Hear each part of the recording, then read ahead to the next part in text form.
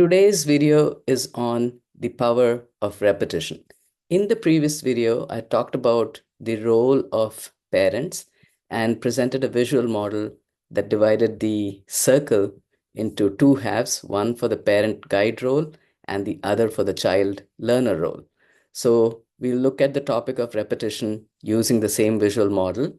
In the center of the tetrahedron from the folded circle, we have the key idea of learning together. And the topic here is the power of repetition. Repetition is very important for learning. And let us talk about how parents and children, or guides and learners, can learn together through repetition. Repetition is essential for learning because it provides structure and predictability. Young children enjoy visiting the same places, they love listening to the same stories and repeating other activities such as drawing or coloring. Repetition is an important tool for parents. So even if a child goes to school and learns something, parents have the opportunity to repeat over and over again with their child in different ways. So it's an important tool for young children, it's an important tool for parents, it's also important for older children and even adults. So today's presentation is about power of repetition, and the structure is similar to my previous video.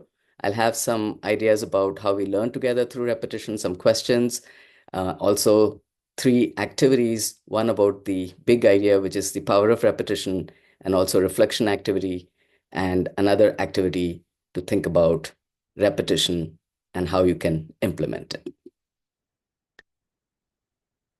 So there are three key sources that drive all our work, even though there are many other sources. One of them is theater arts for holistic development. And the key point here is theater experiences such as movement and dance, music and rhythm, storytelling, drama, and arts and crafts are ways to enjoy repetition. Children love listening to stories. They love movement activities. Music and rhythm are engaging for children. So all of these are very familiar activities, but the idea here is to think about and be mindful of the power of repetition. Also, we'll use the 4 life elements: learning, daily, interest, family, fun, and engagement with communities, to think about the parent role and repetition. And finally, I'll talk about Anand's experiences and how we have used repetition over the years. So these are all big areas and we cannot address them in a single video. This is a theme that will be there in our videos, in our blogs, and other example videos. So for example, Anand wrote a post, Happy in Hammersmith, which talks about how ordinary experiences and repeating them is fun and enjoyable. I've also done a video around that scenario to look into the power of repetition. So this is a topic that will come in many ways repeatedly in our presentations. But here, I just want to introduce the power of repetition through this visual model and to tie in repetition to the role of parent and child. So 7 questions. I had these 7 questions earlier, but now I'm introducing repetition into them. So how can we make repetition enjoyable? Because it sounds like repetition could be boring, but it is not. Children would not keep on listening to the same stories or doing the same activities if it were boring. So one of the key points here is combining repetition with improvisation or variation. So we'll come to the topic of variation later, but repetition can be enjoyable. That's the key point here. How can we use repetition to learn together? Repetition is obviously very important for learning, and in designing experiences, repetition also provides structure and predictability that can make learners more comfortable in the learning process. The third point is, what's the parent's role in repetition? So here, if we compare the parent's role with, say, a teacher or a professional role, a teacher might teach something in the classroom, but maybe the parent can play a bigger role in terms of supporting their child in repeating and learning at home. What is the child's role in repetition? And this again varies over time. In the beginning, maybe the parent has to do a lot of work in making repetition happen. But over time, this is an area where the child can take a more independent role.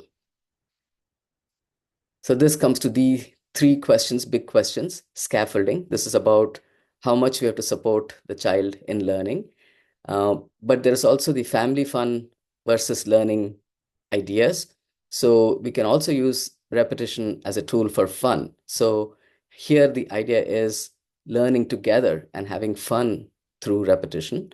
And of course, we can also have independent learning by the child. And again, this next related question is how can the child or learner participate in repeated activities? And finally, how can we enhance communication during repeated activities? So one of the key points about communication is through repetition, there is a predictable structure, which means there is a lot of anticipation. A child or learner can predict what's going to come in that activity. So this actually reduces the need for a lot of instructions and commands and a lot of oral directions. So that in itself can improve communication during repeated activities. We can just enjoy the activity with minimal talk or minimal directions and focus more on sharing experiences. So this is a theme also that we will explore in more detail later. Now, the parent role, we can also think in terms of the four life components. So you can organize your daily rhythm around repeated activities. Repetition is a key in daily rhythms. We don't keep on doing different things all the time, every day. So repetition is at the heart of daily rhythms. Discover and nurture the child's interest through repetition. So something that the child shows an interest in, we can nurture that through repetition. And again, when we think about family fun, think about how to use repetition to make experiences enjoyable for parent and child. And finally, create opportunities for repeated engagement in communities. So the big idea today was repetition. And the question is, how can parents use repetition as a tool for family fun and learning? An opportunity to reflect on your own experience with repetition. So choose an activity that you repeat regularly with your child. Describe your role and your child's role in this activity. So here we start a little bit of thinking and analysis about how you're using repetition currently. What are your roles? What do you do during repetition? What does your child do? How do you communicate? So these are all things to start thinking about. And finally, describe your role as a parent or guide in terms of the four components. So what do you learn daily through repetition? What do you and your child like to repeat daily? How do you and your child interact as you repeat activities? How do you and your child repeat interactions with community members over time?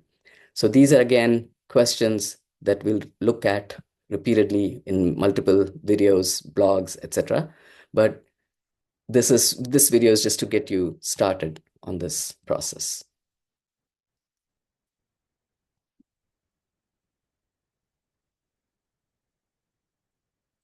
The video channel that we have is a great resource for discovering the power of repetition. There are many movement activities, stories, and other resources that you can use to repeatedly enjoy activities with your child. You can either use the same videos or look at the videos and get ideas for the kind of activities you can enjoy through repetition with your child.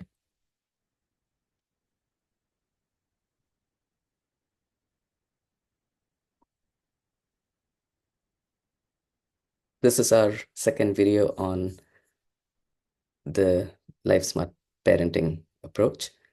So stay tuned for my next video. Thank you.